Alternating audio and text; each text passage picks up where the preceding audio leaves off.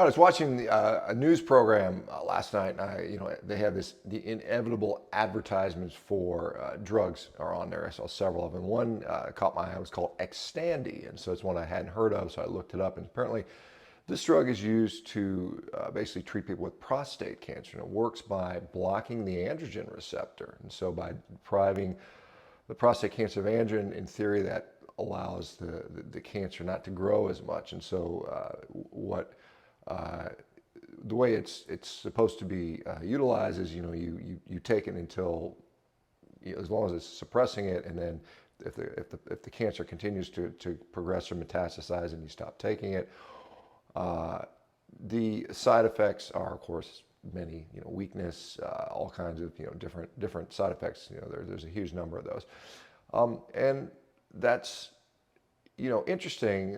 It seems to prolong life by a little bit. Is what we see with that. I mean, up to 2 years in some trials. It's a drug I think is produced by Pfizer.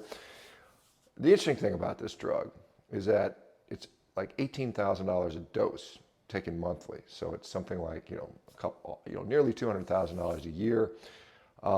And the justification for the outrageous cost is, well, there's liability with development, and it takes us lots of money to develop these drugs.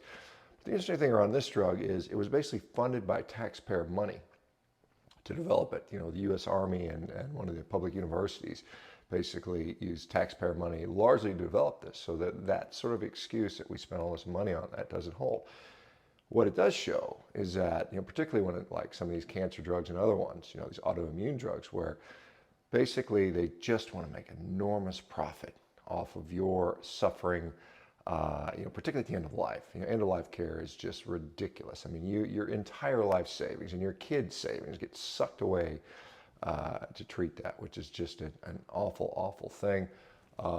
Interestingly, prostate cancer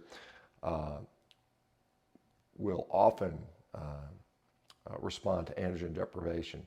We've seen that in time, and this is sort of above and beyond that. I think, again, we don't have a focus on prevention, and I think some of these diseases are likely preventable given appropriate lifestyle metrics, and instead we're going to cash in on people suffering. So anyway, I just wanted to share that with you. I thought it was ridiculous. I mean, what do you guys think about that kind of a price tag?